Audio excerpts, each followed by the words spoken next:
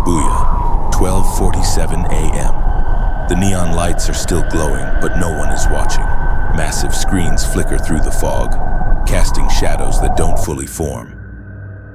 A young man walks alone, hands in his pockets, eyes down, a steady rhythm. SFX footsteps echo, but something changes. The atmosphere, the air grows heavier, as if the city itself is holding its breath. He stops, looks back. Nothing. He keeps walking, faster, and then he sees her, a figure standing still. She wasn't there before. Too still, unnaturally still. A woman, long coat, dark hair falling along her face, and a surgical mask.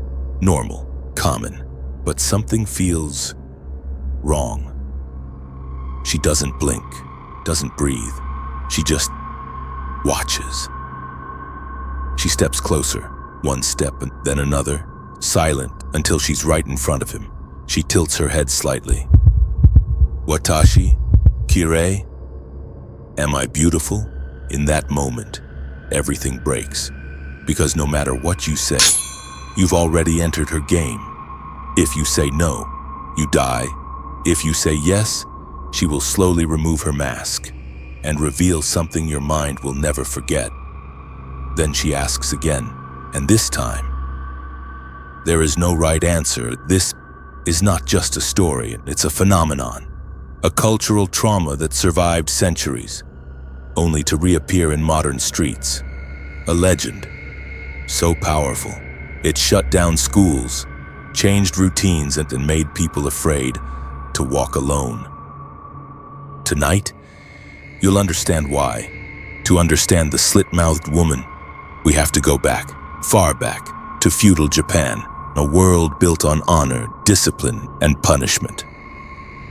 They say she was not just beautiful, she was unforgettable. Her face was described as flawless, symmetrical, hypnotic, the kind of beauty that silences rooms, but beauty can rot from within, vanity, desire, and betrayal. She was married to a samurai, a man shaped by control, by pride, by ownership, SFX's slow heartbeat. But she wanted more, attention, desire, and she crossed a line that, in that time, had no forgiveness. Your face was the only thing you had. What happened next was not just violence, it was punishment, a message, a destruction of identity. The blade tore across her face, from ear to ear, skin, muscle, everything, undone. Her scream was no longer human. It was something deeper, something ancient, as if something inside her had awakened, and as blood fell, the samurai asked one final question. Who will ever call you beautiful now? But that question never found an answer, because death didn't take her completely. Something remained, something broken, something inexorable. Her soul didn't rest. It couldn't, because pain doesn't disappear, and it transforms. And she returned, not as a woman, but as a question. Japan, late 1970s. It's a modern country and advanced, technological, and yet terrified. It started with whispers, children talking at school, stories that matched too perfectly. Same details and same patterns, same question. In Gifu Prefecture, reports began to spread. People claimed to see her, walking through neighborhoods and following students and appearing out of nowhere. These weren't isolated cases, they were consistent, disturbingly consistent. Police got involved, not to arrest, but to protect. Patrols increased, routes monitored, because while there was no proof, there was fear. Schools changed schedules. Children walked in groups. Parents escorted them home. Entire community adjusted their lives for a woman with a mask and scissors. The most disturbing part wasn't belief, it was behavior. Because when enough people act as if something is real, it becomes real. This is mass hysteria, a psychological contagion where fear spreads faster than logic. But Kuchisake Onna wasn't random. She touched something deeper, the fear of the face, of identity, of losing what defines you. Because in a society like Japan, appearance isn't superficial, it's structure, and she represents its destruction.